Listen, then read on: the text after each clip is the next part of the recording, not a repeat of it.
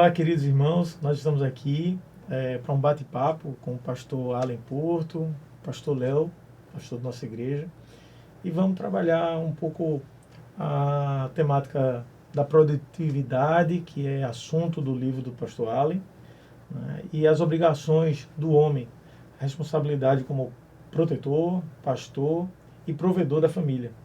Então, pastor, seja bem-vindo. Obrigado. É uma alegria muito grande da gente recebê-lo mais uma vez, né?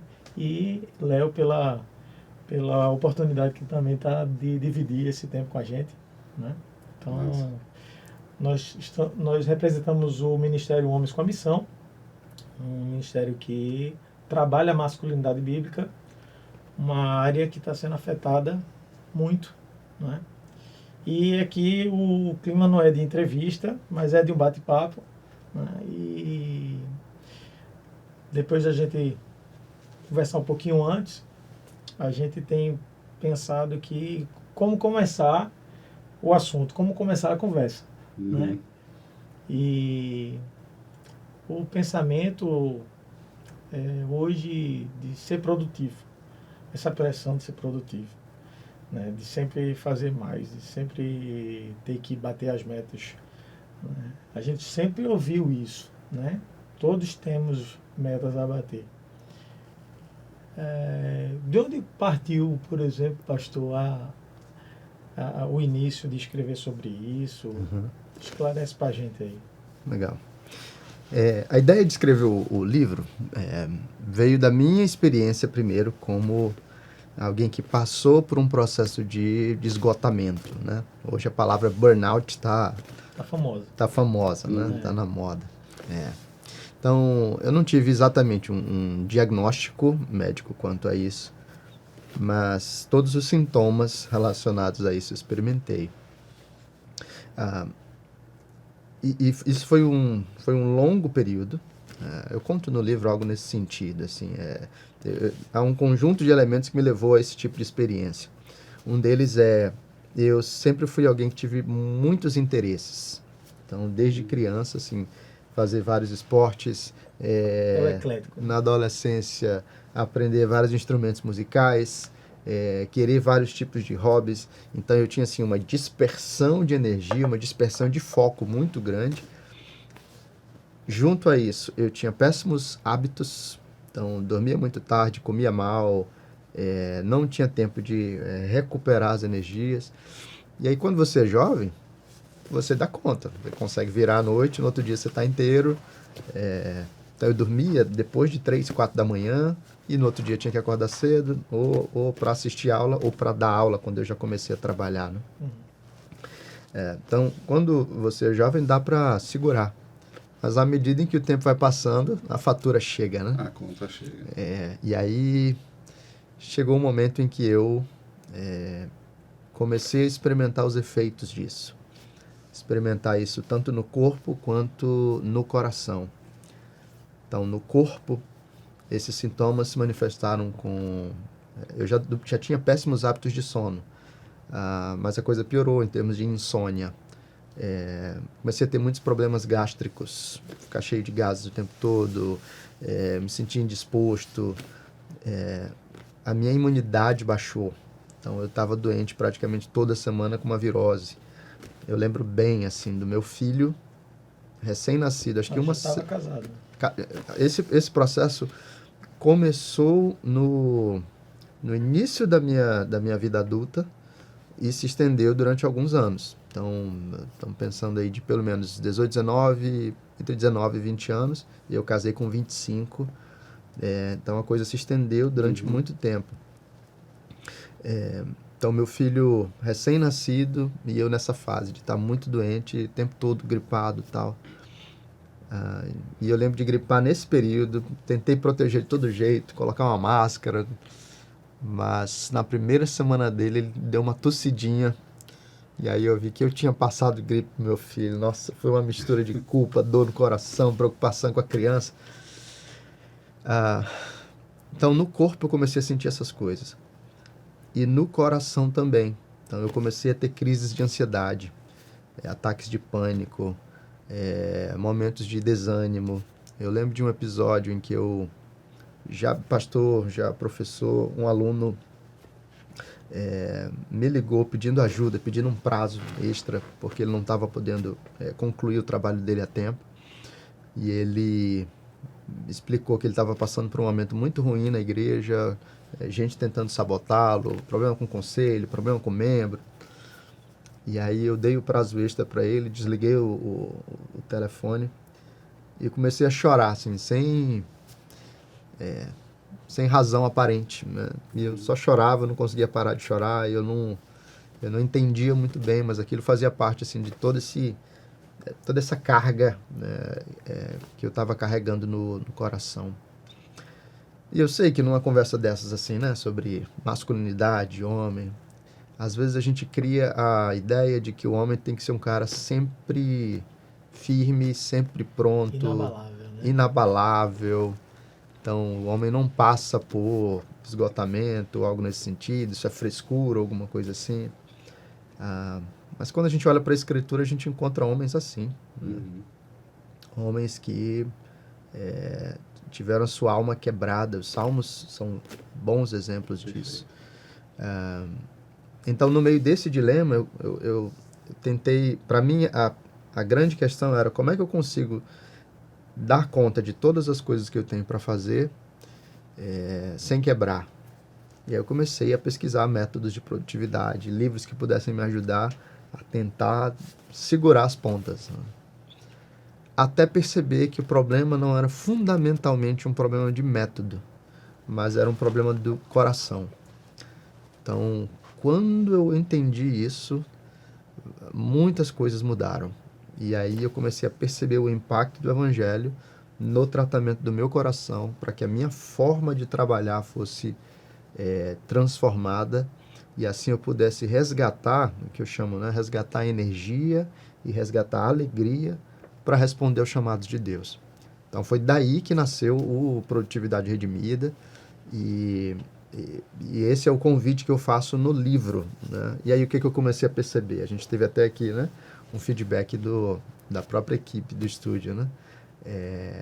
Gente que está passando ou que passou pela mesma experiência.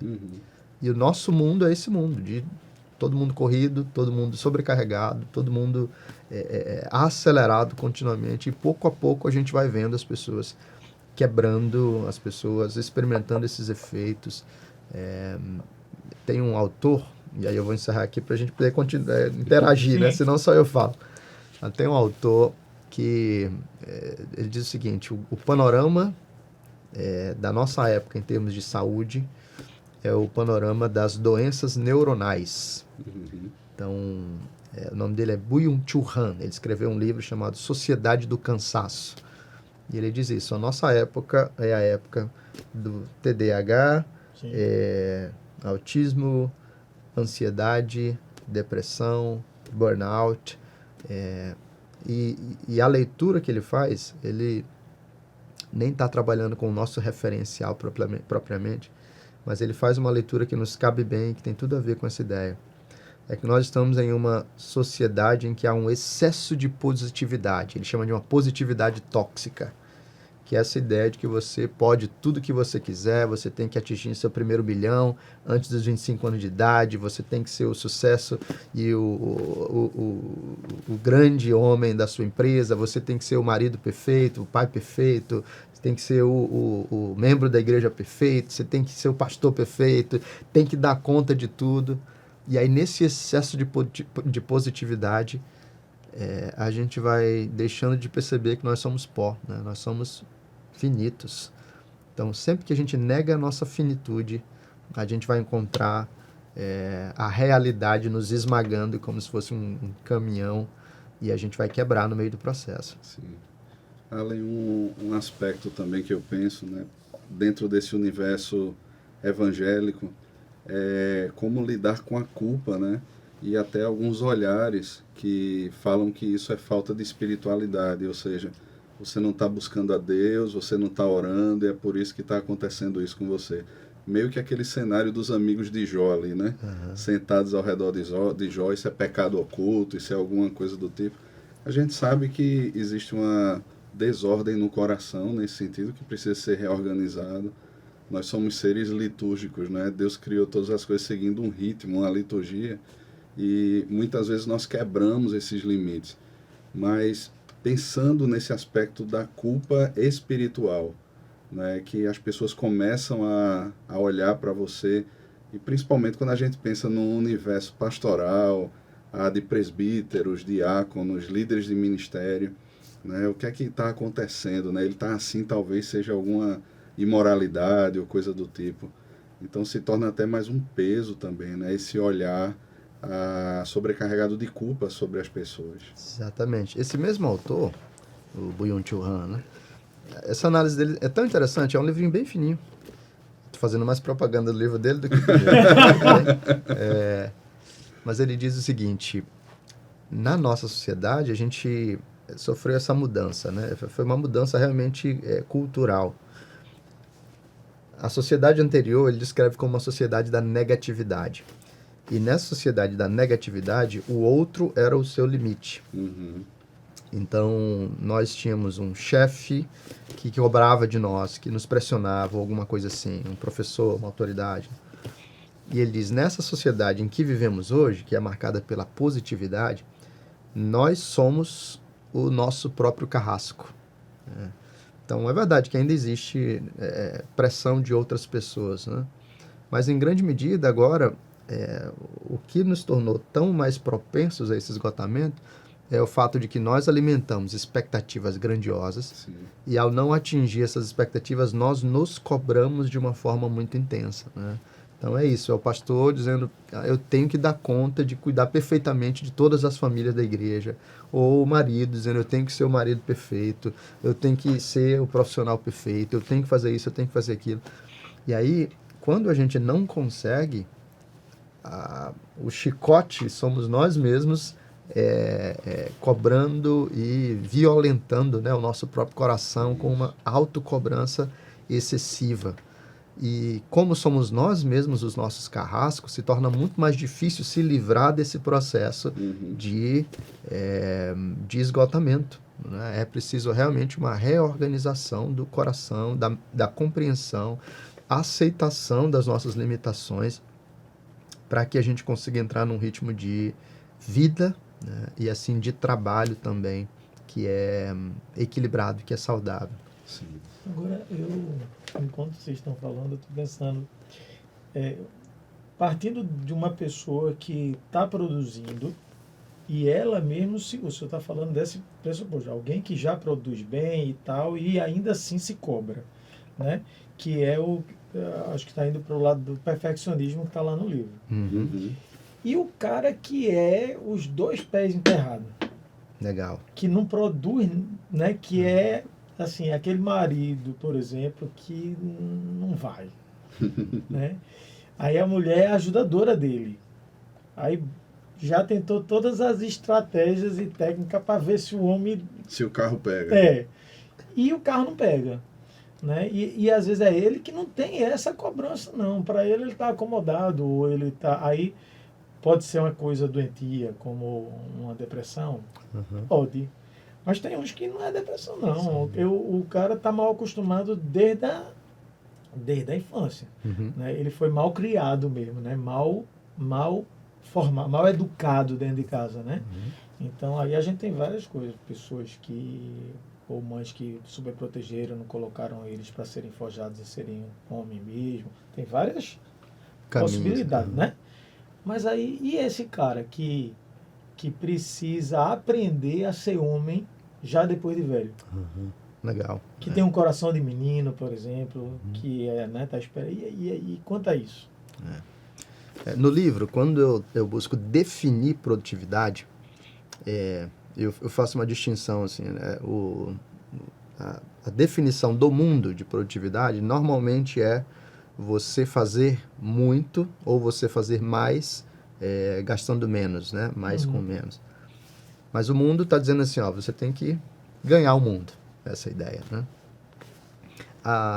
O que eu busco definir, em termos, claro, bem mais simples, mas uma definição operacional para a gente, ser produtivo é responder aos chamados de Deus para a nossa vida com excelência. Então, O que é isso? Deus nos deu chamados, né? Deus nos deu uma vocação. E o homem precisa reconhecer essa vocação e responder a esse chamado de Deus, buscando ser o mais fiel possível e o mais excelente possível dentro desse chamado. Então, realmente, na nossa ética do trabalho, pensando aqui em termos de cultura brasileira mesmo, né? Quando as pessoas de fora olharam para o brasileiro e decidiram retratar o brasileiro, por exemplo, Walt Disney, né? Quando o Walt Disney decidiu retratar o brasileiro, quem foi que ele usou, né? O Zé Carioca. Zé Carioca. É um malandro, é preguiçoso, dá jeitinho. Então, isso marca um pouco da nossa ética de trabalho. Eu lembro aí de músicas como do Ed Mota lá, né? Tem uma música dele que diz: eu não nasci para o trabalho, eu não nasci para sofrer, né?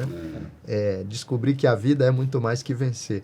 Então, olhar para o trabalho na cultura brasileira já foi organizado em termos de, cara, trabalho é canseira, é algo ruim, é melhor eu me poupar, evitar a fadiga, como dizia aquele personagem do Chaves, né?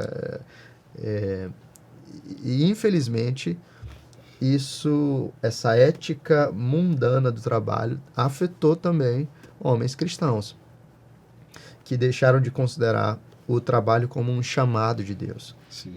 Então, realmente, uma produtividade redimida é uma produtividade que, para aquele que está se esforçando na base da autorreferência e do perfeccionismo, esse cara precisa ser puxado para trás, para menos. Baixa a bola. Isso, baixa a bola.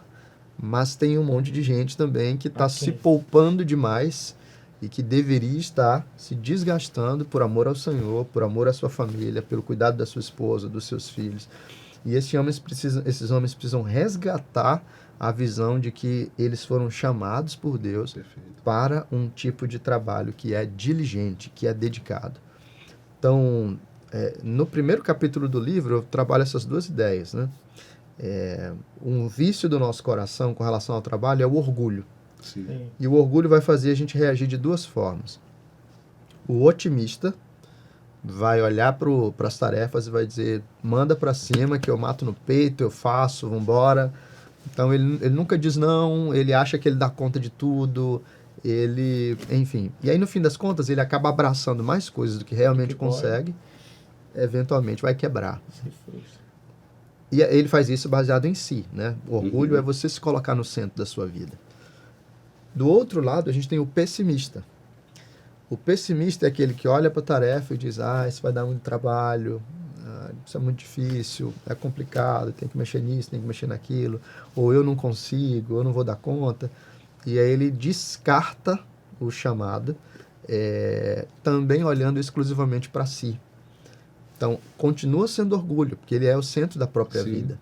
Só que é uma resposta diferente do otimista. São ângulos diferentes, né? Esse aqui vai trabalhar demais, esse aqui vai deixar de trabalhar.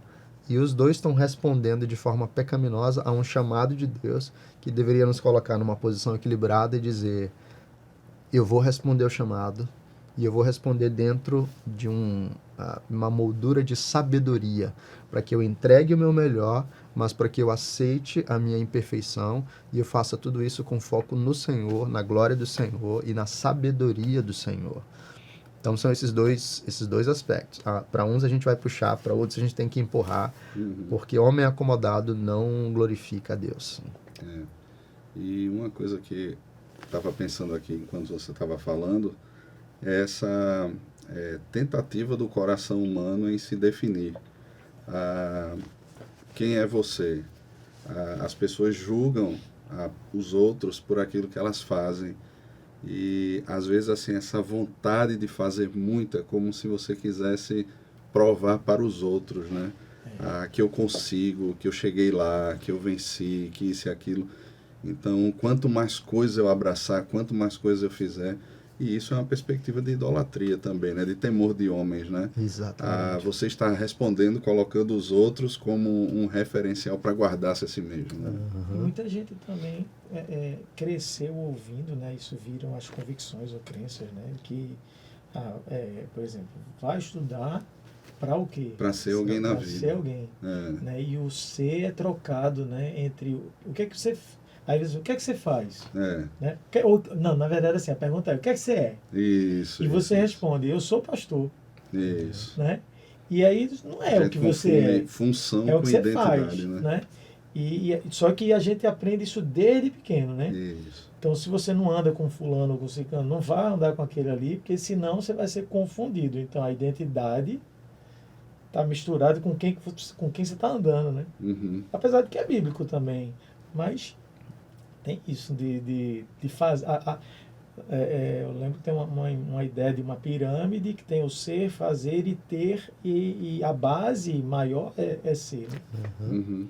No livro, eu delineio eu diria assim, o projeto da produtividade redimida. Então, o que é uma produtividade redimida? Eu estabeleço 4 aspectos. Né? Então, o primeiro aspecto é o aspecto da identidade. Sim. Por que eu coloco isso em primeiro lugar? Porque se você não tem uma identidade firmemente estabelecida em Cristo, todas as suas ações no mundo vão ser a busca por garantir a sua validação. Sim. Então, alguns tentam se validar se protegendo demais e assim mantendo, eu não vou fazer aquilo porque não vai dar certo, eu vou me quebrar, eu vou passar vergonha. Então, o cara se guarda demais tentando proteger quem ele é, ou o cara se esgota demais tentando provar para todo mundo quem ele é. Então, enquanto ele não atingir, sei lá, as altas posições de sucesso, ele não é ninguém, né? Então, Jesus fala para a gente, né, de que adianta o homem ganhar o mundo inteiro e perder sua alma. Então, primeiramente, a nossa identidade tem que estar centrada em Cristo, porque é o único terreno seguro para a gente olhar para os chamados de Deus e poder responder e até definir as tarefas que estão diante de nós, para aquelas que a gente vai dizer sim e aquelas que a gente vai dizer não. Uhum. Né? Então, somente quando a nossa identidade está firme em Cristo. Da identidade, eu vou para o que eu chamo de discipulado. Uhum. E o que é isso? É a nossa vida como discípulos de Jesus. Antes do fazer, precisa estar o ser.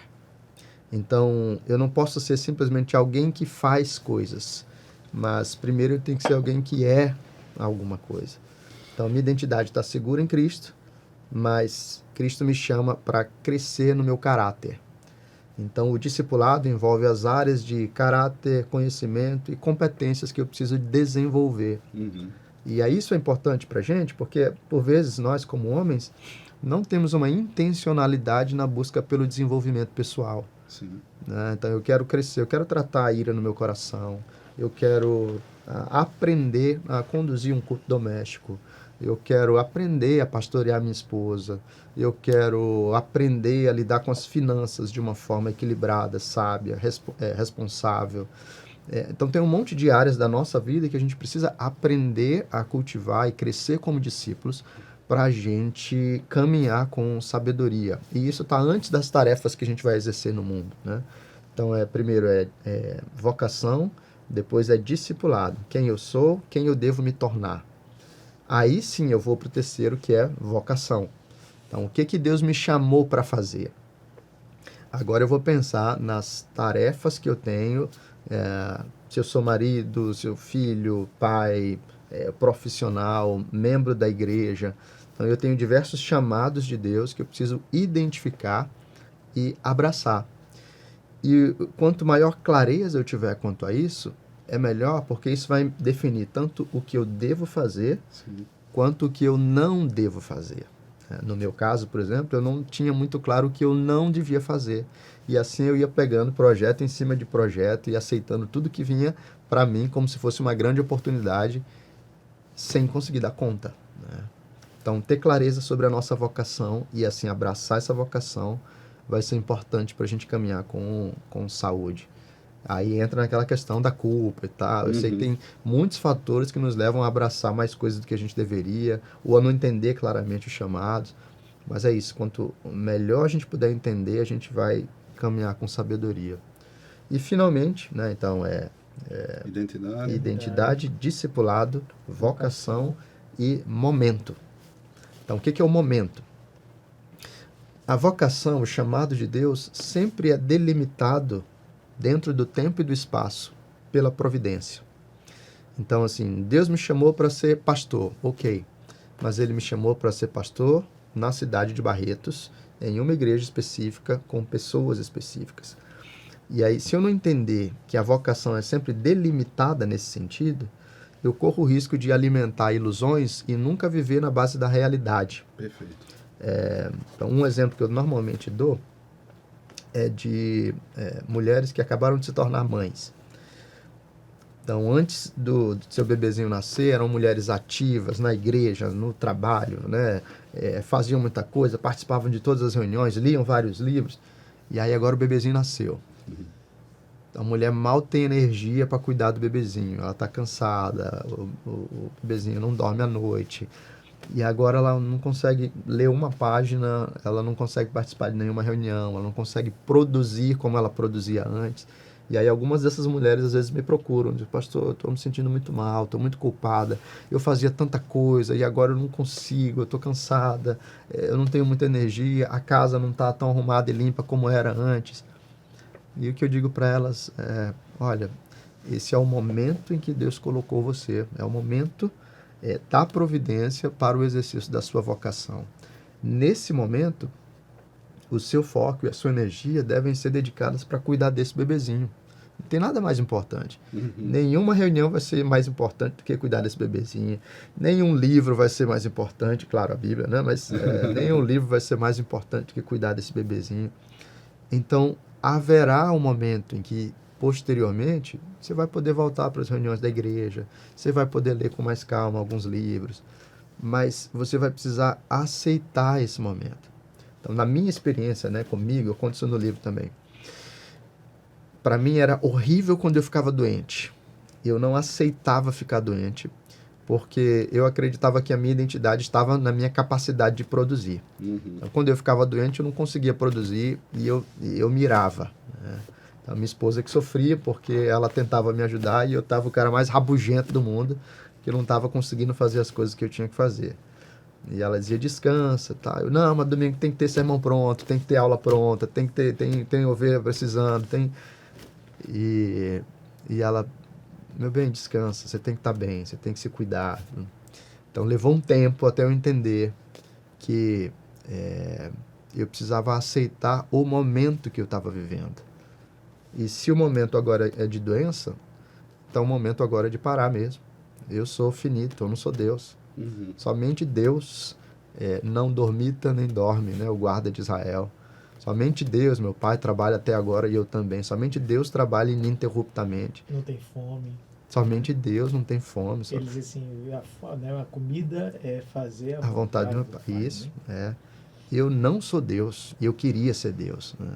Então, aceitar o momento envolvia aprender que quando eu estava doente, eu tinha que parar mesmo. Eu tinha que respirar e depois eu voltaria a trabalhar.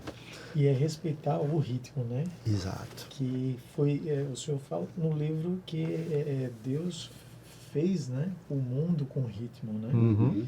E ele não cansou no sexto dia, né?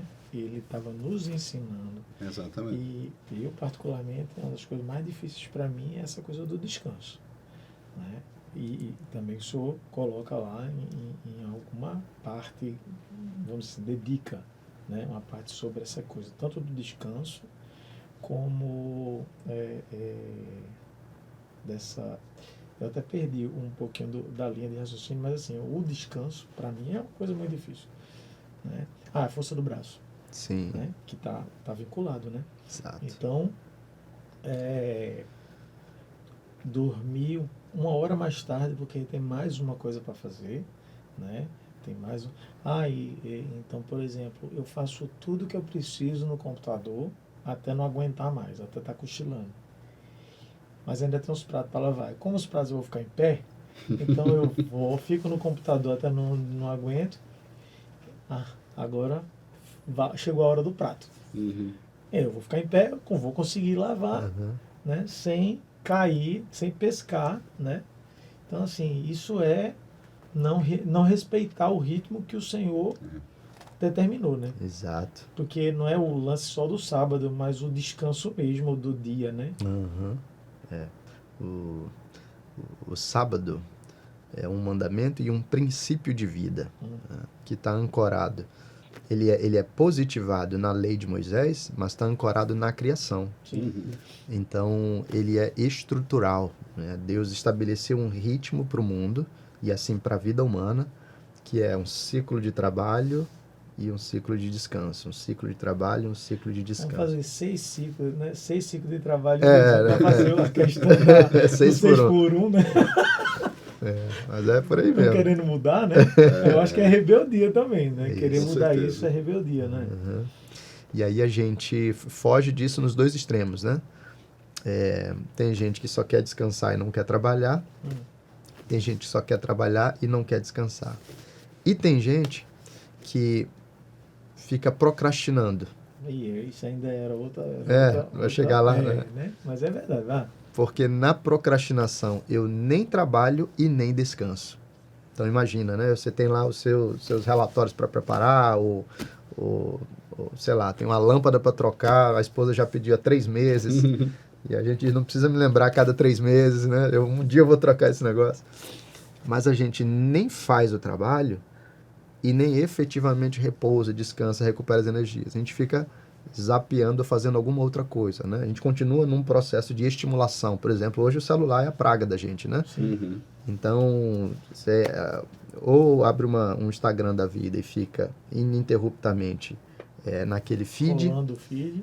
ou, sei lá, você abre um portal de notícias e vai ver quem está na Libertadores e as situações de política no Brasil e tal. E isso não é descansar. A gente acha que é descansar porque você não está efetivamente no seu trabalho. Mas você continua em um estado de estimulação. Então, na procrastinação, eu estou fugindo do chamado de Deus e não estou nem trabalhando e nem descansando. O que vai acontecer? A responsabilidade que eu adiei vai vir depois com uma carga maior. Então, vamos dizer, era o relatório que eu tinha que preparar, eu passei uma semana desviando do foco, e agora eu tenho 2 dias para fazer, então eu tenho que gastar uma Aí tem o energia. lance da culpa também, né? Isso. E uma coisa interessante nisso é que Não, tem problema eu não. agora Pode. emendei Fechou. na interrupção. E uma coisa interessante nisso, que até você comenta também, é essa linha da preguiça, né, e do cansaço, né? E quando a gente pensa em pessoas que elas resolvem não fazer por preguiça, né, e outras que realmente estão cansadas, e a gente precisa ter esse olhar, né, para perceber uma da outra aí, né, e saber lidar, né, com os dois cenários. Exato. Né, porque muitas vezes será difícil para as pessoas que estão de fora identificar, e um vai se vitimizar muitas vezes usando o cansaço, mas é preguiça. E a questão da procrastinação entra, né? Se você está realmente cansado, ou se é uma situação assim de preguiça, há uma escolha, porque o Instagram, você tem aquele prazer, né, momentâneo, o pessoal fala a questão da dopamina e tudo mais, né, mas o relatório é chato, o relatório eu não mexo nele, né, e às vezes vai ser por um esgotamento ou por preguiça mesmo, né, porque a gente sempre se esquiva das coisas que aparentemente não produzirão prazer na gente. Mas as que produzem aquilo que a gente considera como aquele prazer imediato, a gente não abre mão. Tem aquele negócio de trabalho que você consegue deixar no escritório, por exemplo, ou no local de trabalho, e trabalho que vem com você, né? Por exemplo, o professor que dá aula tem as provas para corrigir. As provas não acabam no fim da aula. Sim. Né? Você dá aula, você aplica a prova, mas o trabalho vem para casa com as provas ainda para corrigir, né? Apesar de parece que é só isso que o professor tem. Ele também teria que preparar a aula, mas ninguém fala dessa parte. Fala só da correção de prova. Pois é. E tem trabalhos que você consegue fechar, largou, ele encerra, né? E graças a Deus você consegue ir para casa sem... não é mentira, não. Essa não é, e você consegue ir para casa e não ter mais o vínculo do trabalho. E isso, para muitas pessoas, quando estão querendo fazer uma troca de área de trabalho e tudo, ficam pensando nisso, né? Uhum. Eu não quero agora eu não quero levar trabalho para casa, Uhum. né? E eu acho que tem vínculo com isso, com coisa do prazer, né? E tudo mais. Apesar de que sempre arrumou outro jeito de se ferrar, né? Em casa, né? Hoje está cada vez mais difícil a gente ter esse tipo de trabalho em que a gente consegue deixá-lo separado da nossa vida, né? E com o celular agora, como você falou, né? Ele acompanha. Então, talvez antigamente os espaços estavam melhores definidos por causa de uma limitação tecnológica. Então, não tinha jeito. O máximo que você conseguia era levar a papelada do seu escritório para sua casa, mas em grande medida o que era o escritório ficava no escritório, o que era em casa você chegava e tinha o seu tempo de casa. Hoje não tem mais isso, né? Porque o seu e-mail está lá, o WhatsApp está lá e você está sempre disponível, está sempre sendo demandado. Então a gente foi perdendo a capacidade de reconhecer os limites, os espaços e os horários. E como entra nesse processo de identidades distorcidas, a gente acha que é bom. Assim, não, cara, minha vida tá uma loucura, eu tô muito ocupado, trabalhando muito, tô sempre respondendo e-mail. Você acha que é como se você fosse importante, tá? No meio das pessoas, no almoço, na sua família, e você tá sempre respondendo uma mensagem ou fazendo uma ligação. Né? Orgulho de novo, Quando, na verdade, isso não é um sinal de saúde, isso é um sinal de doença, né? É um sinal de que nós não estamos sendo sábios na delimitação do nosso tempo, do nosso horário e assim no estar presente dentro do momento em que Deus nos colocou. Sim. O almoço de família é para você olhar para sua esposa, é para você olhar para os seus filhos. Aliás, almoço de família, ainda existe isso, né? Quantas famílias hoje já não têm mais tempo de almoçar juntas, né? Os filhos vão comer na frente da televisão, cada um no seu horário, cada um do seu jeito, ou o filho, adolescente, no quarto dele, no computador com prato. E nós começamos isso quando nós nos desconectamos da família e vivemos um ritmo em que a gente está sempre conectado ao trabalho e deixando a família, o casamento, os filhos como um projeto secundário diante daquele projeto maior de atingir o nosso sucesso ou algo nesse sentido. Então, afeta tudo. Ok, você pode ser um provedor, está correndo atrás da profissão e tal, mas se no seu trabalho de provedor você está se desconectando da sua família, você está deixando de ser protetor. A sua família não está segura emocionalmente do seu amor, da sua presença, do seu cuidado. E se você não está sendo protetor e não está presente, se torna ainda mais difícil. Como é que você vai pastorear? Exatamente. Então, por vezes, por causa da nossa idolatria no contexto do trabalho, as duas outras áreas estão sendo abaladas. E aí não tem salário que pague o seu filho perder um direcionamento nos caminhos do Senhor. Não tem sucesso profissional que vale a pena ver o seu casamento, a sua esposa se desconectando emocionalmente de você. Então, tudo isso precisa ser reconsiderado e repensado por nós para que a nossa dinâmica de trabalho, de produtividade, esteja ancorada em um projeto mais amplo de glorificar a Deus e de cuidar da nossa casa, da nossa família, para a glória do Senhor. É clichê, mas é um clichê que a gente não deveria nunca ter vergonha nem de abandonar. Que é uma frase que está vinculada a essa, não tem sucesso, né, na vida que valha a família acabada, destruída. Eu não sei, tem uma frase que é pronta assim, mas é por aí, né? Uhum. Aí a gente vai percebendo e no caminhar até com a igreja, às vezes no colégio das crianças, essas distorções, essas disfunções, né? Crianças sem o acompanhamento, crianças com o pai presente, mas ainda assim abandonadas, né? A gente estava uma vez conversando com os meninos e um deles comentando, mas na apresentação do trabalho, o menino lá, ele leu. Todo mundo apresentou e ele leu. E ele estava muito chateado porque, né, fez a parte dele no trabalho, mas o colega não fez. Eu disse, filho, mas você não sabe o que está acontecendo na vida do seu colega. Né? Você não sabe se o pai acompanhou, a mãe acompanhou, como que é a vida dele lá, o trabalho, se pergunta, você fez a tarefa? Como é que tá? Tem gente que mal chega. Né? Então, assim, a gente vê esse papel da proteção, né? E do pastoreio não sendo exercido. E a gente está falando isso para quem é crente, mas o não crente, ele nem sabe que tem essas três responsabilidades, né? Sim. Ele tem, porque é como se fosse graça comum, assim, mas ele não sabe que tem. Né? E aí eu vejo que tem dois aspectos que são muito importantes nesse cenário, né? Um deles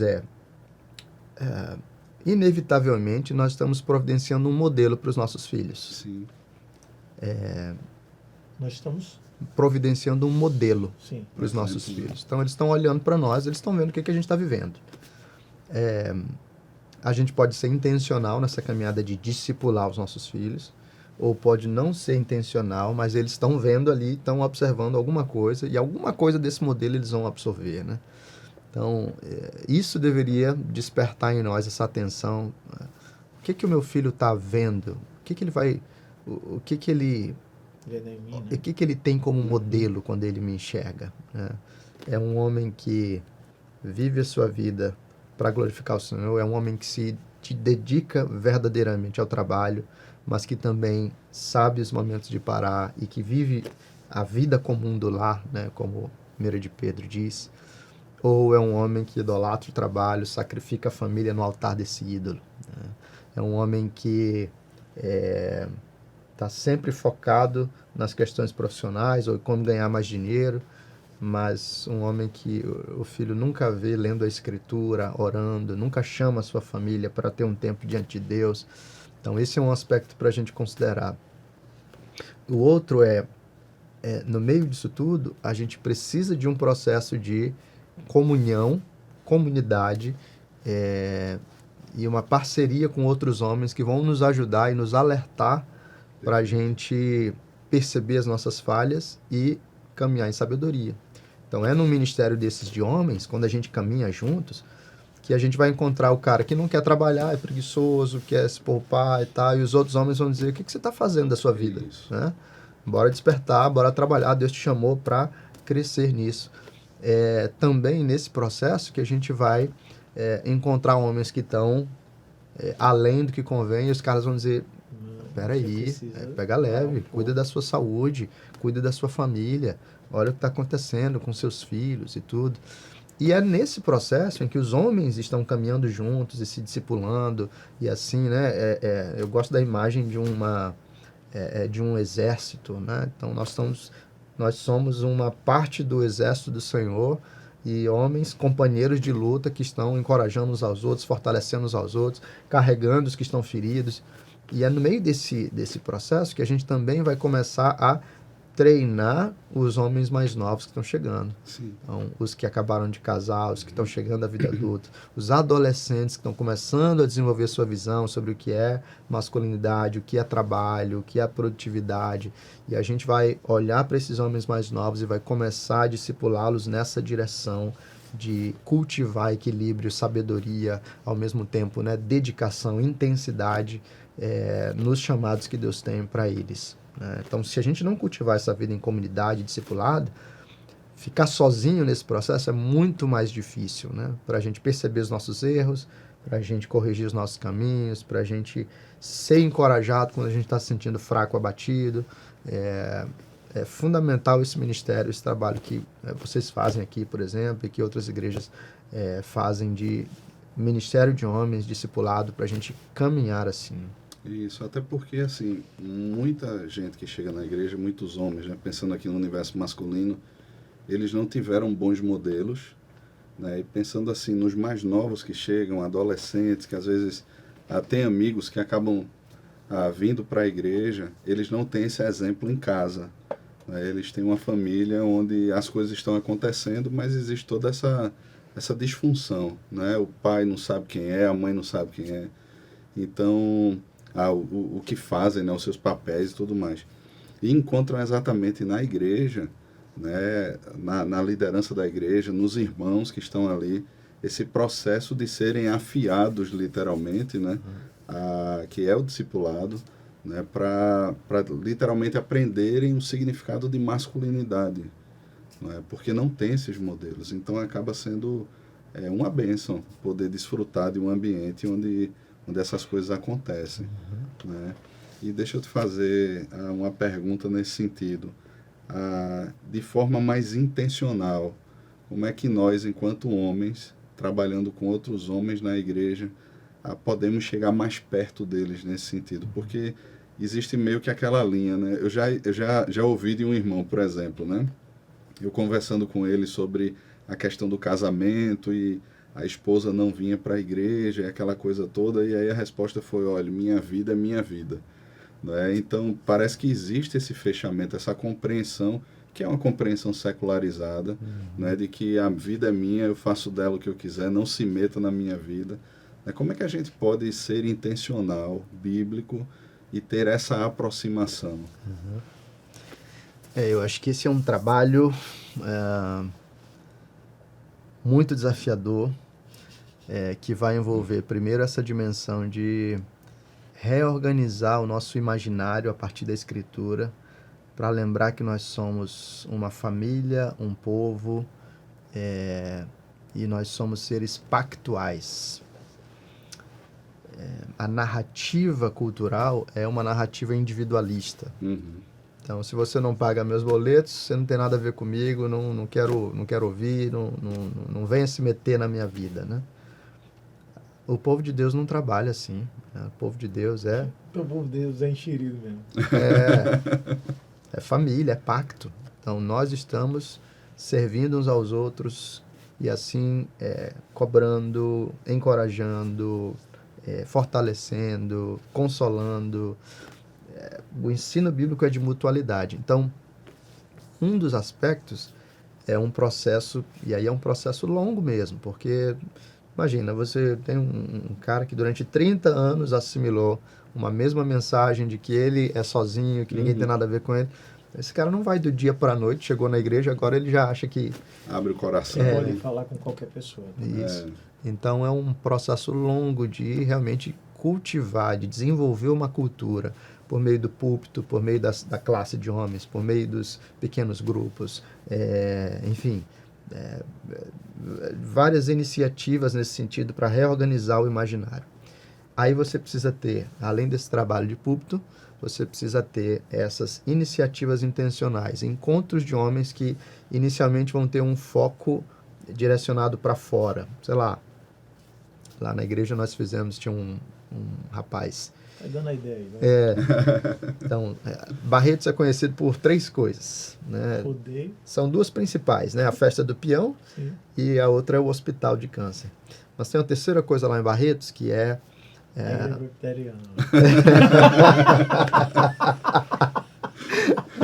seria bom se fosse assim. Era bom. Mas é o Minerva. Minerva é um dos maiores frigoríficos da América Latina, grande responsável por exportação de carne no país, né? E a sede é lá em Barretos. Então, contrata muita gente da cidade. E um dos caras do alto escalão lá desse frigorífico era da nossa igreja. O cara sabia tudo, assim, de carne e tal. Pô, então churrasco de Barretos deve ser uma coisa assim. O que a gente fez? A gente chamou esse cara e disse, dá pra gente um workshop de churrasco.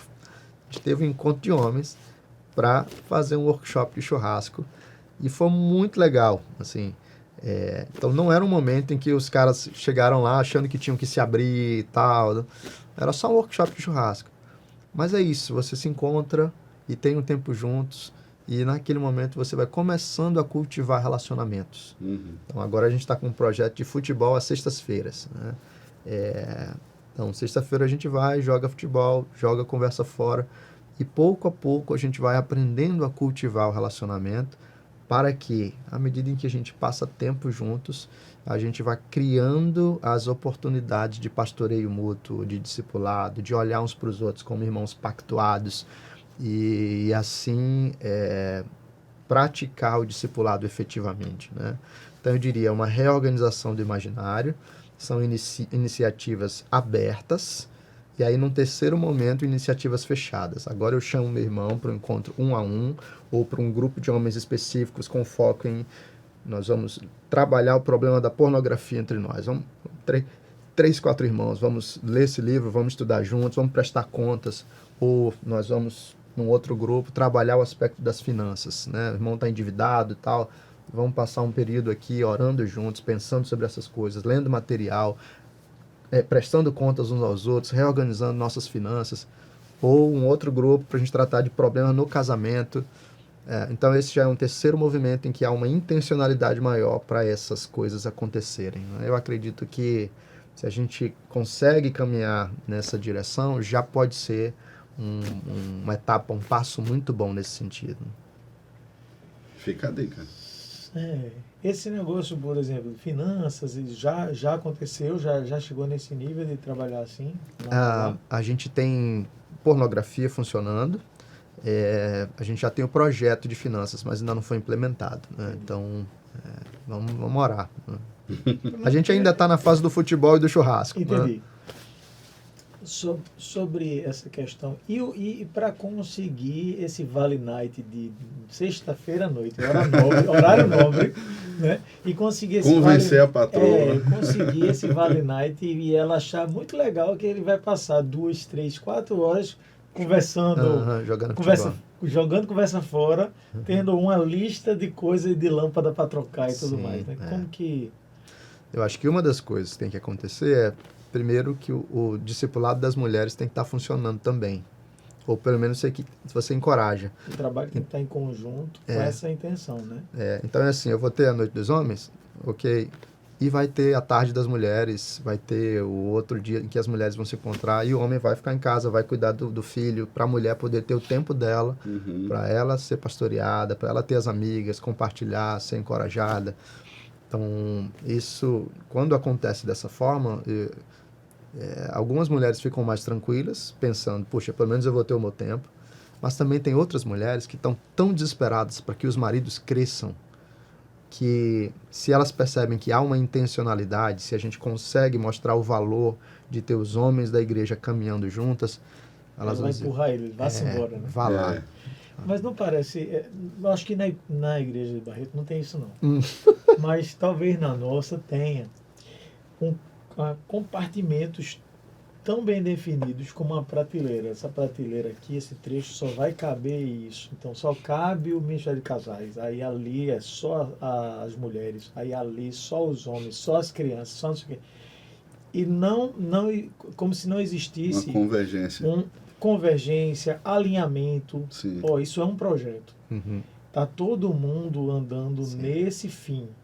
O fim é, né? E aí a mulher, poxa, eu preciso sim estimular ele a ir, né? E não fazer o contrário, assim, não, de novo, sexta-feira. Nossa, é sábado à noite, outro horário nobre, né?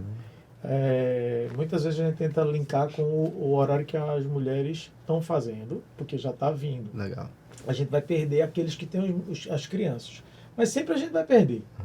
Nunca vai conseguir trazer todo mundo, né, para o tamanho de igreja que a gente tem. Mas seria muito bom que cada ministério tivesse alinhado, né, o quão importante é. Não dá para a gente fazer parte de tudo. Isso. Não dá. E ainda mais numa igreja urbana, né, onde viver numa cidade, numa metrópole como a nossa, né, é mais complicado. Acho que cidade pequena ainda é mais simples. Bem mais. Né? Mas ainda assim parece que a gente está competindo. A gente está concorrendo. E se a gente não for, né? Então a gente não está dando atenção, tem cobrança aí também, né? Ou a gente não dá valor ao trabalho daquele irmão e daquele ministério que está acontecendo. Sim. Né? O Balkan só não lembro agora qual que é o livro que ele defende uma igreja sem ministérios. Na igreja dele o processo é diferente, não tem o pastor das crianças, o pastor dos adolescentes, não, a igreja se reúne e cultua junto e tal. E aí ele mostra, ele não diz, esse é o modelo correto.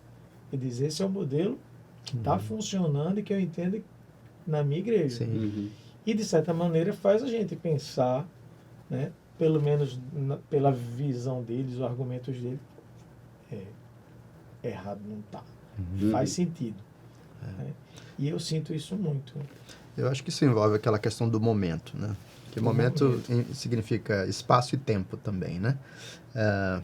Então, quando eu cheguei em Barretos, Barretos não dá para comparar com aqui, né? Barretos tem 120 membros, é uma igreja pequena, numa cidade pequena, assim, uma grande distância em Barretos, assim, puxa, fulano mora a 10 minutos da minha casa, 15 minutos. Oh, que sonho. Tu ainda mais, né? Então, para a gente é muito mais fácil realizar algumas dessas dinâmicas, porque a nossa realidade ali é bem mais tranquila. Alguns vão a pé. Eu acho que a maioria vai de carro, Não, porque aí é que tá, aí você se adapta, né? Sim. Fulano fica 7 minutos, puxa, 7 minutos é longe, né? Já pro barretense, né, 7 minutos, 10 minutos já é mais longe, então vai de carro. Mas quando eu cheguei, ainda assim, você tinha os compartimentos bem definidos, assim, adolescentes não se relacionavam com jovens, jovens não se queria se relacionar com adultos.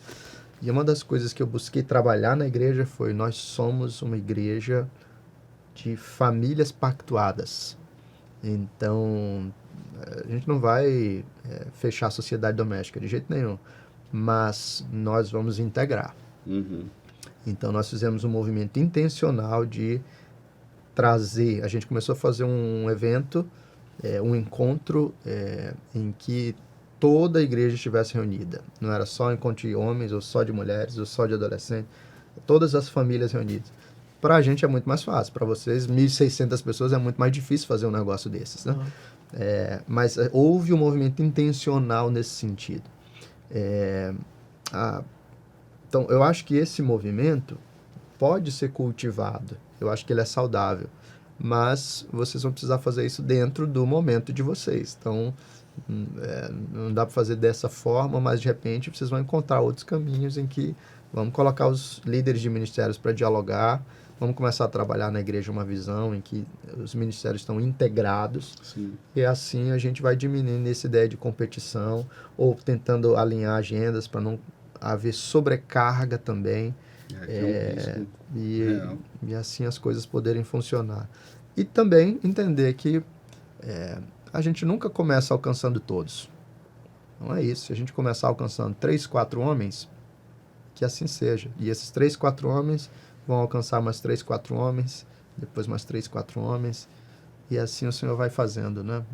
Uma coisa que a gente fez quando retomou foi que nós, no grupo do WhatsApp, tínhamos 120 e não tinha reunião há uns 2 anos.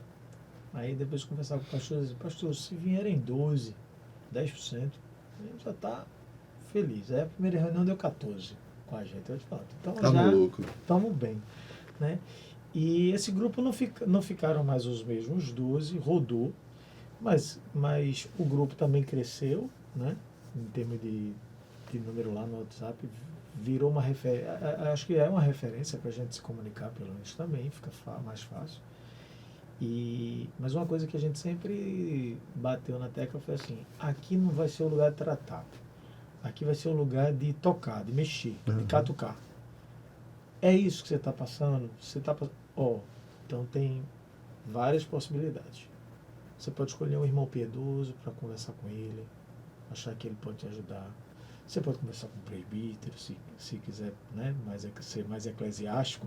Você pode falar com o presbítero, um diácono, pode falar com um pastor. É para isso que tem um gabinete. Então, toda reunião a gente terminava.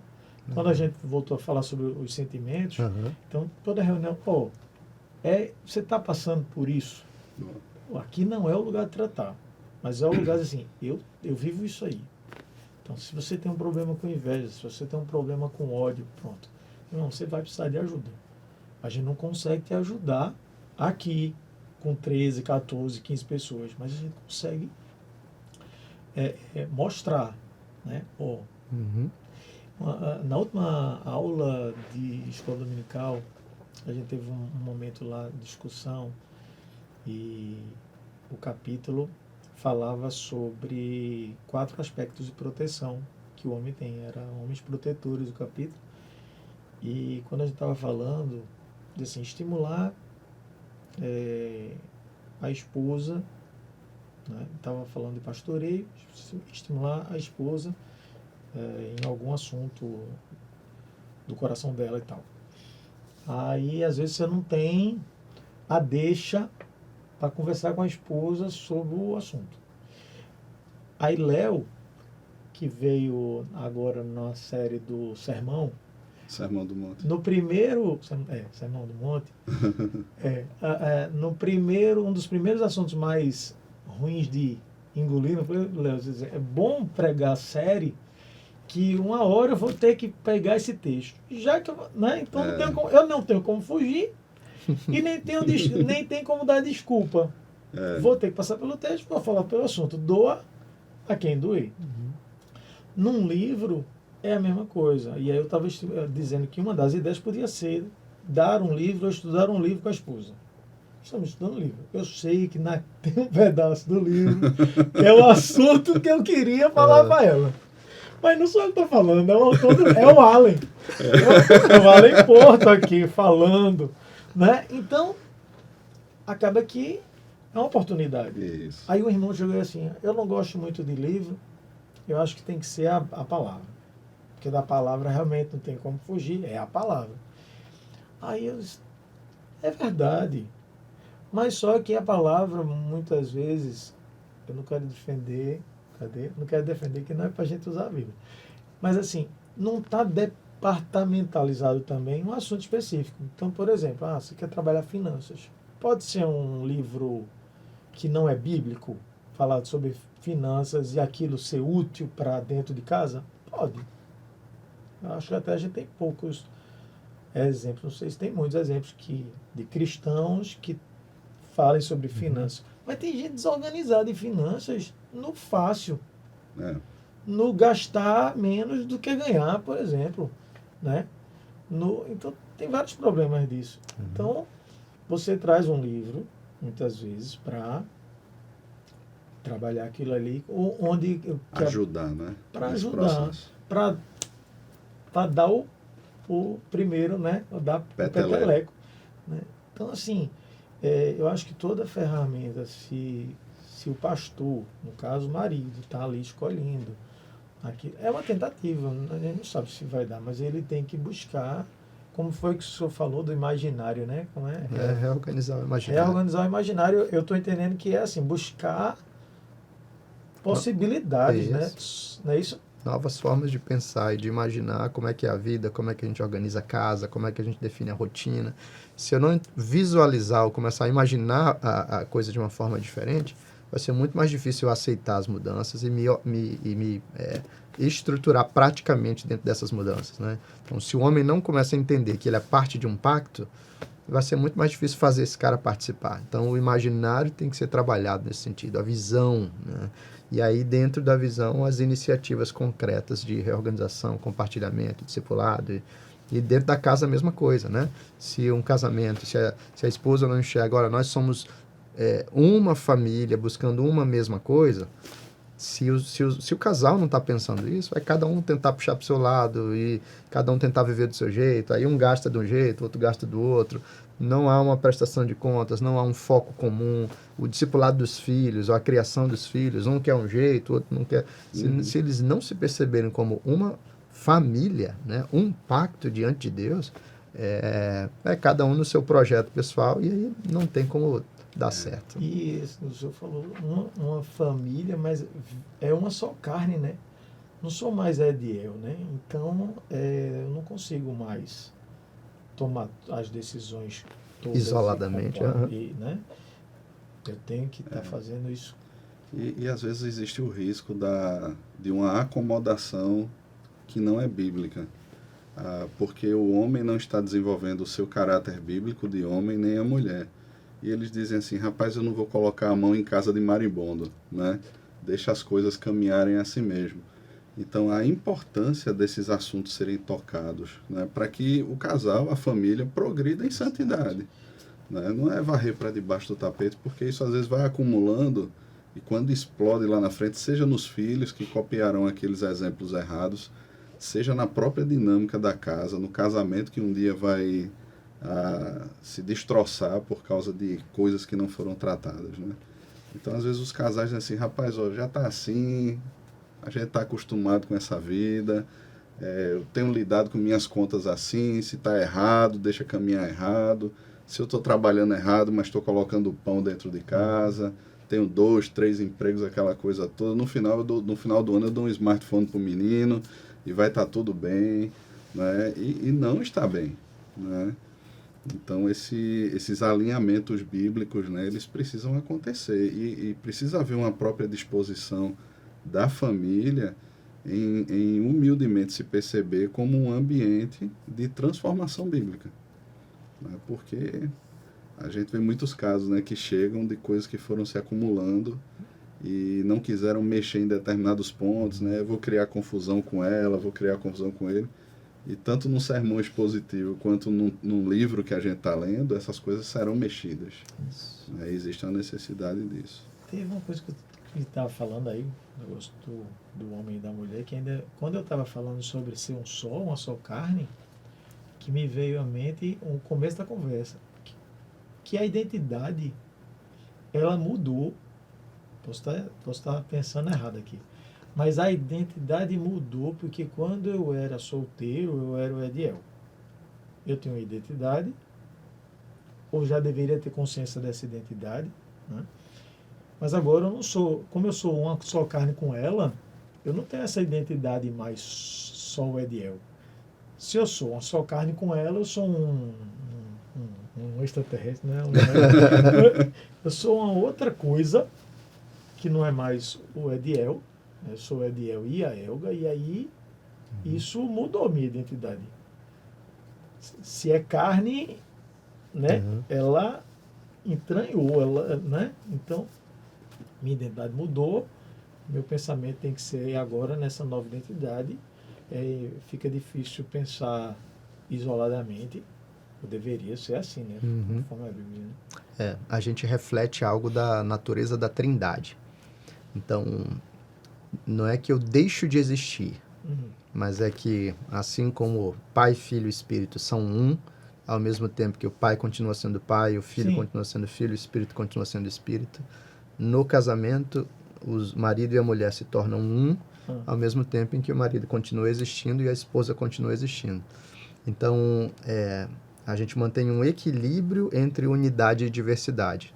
Realmente a minha identidade mudou no sentido de que eu não sou um separado, um isolado, né? Eu sou um que me tornei um com outro. Então eu ainda existo, mas eu não estou sozinho, né? Então tem sim uma dimensão de reorganização de identidade nesse sentido, né? Mas a gente passava quanto tempo mais ainda falando essas coisas? Porque faltou falar sobre ira, né? Faltou falar sobre... eu acho que tinha muito pano para manga para procrastinação ainda. Mas o tempo tá, né? O tempo vai acabar dando dislike no negócio.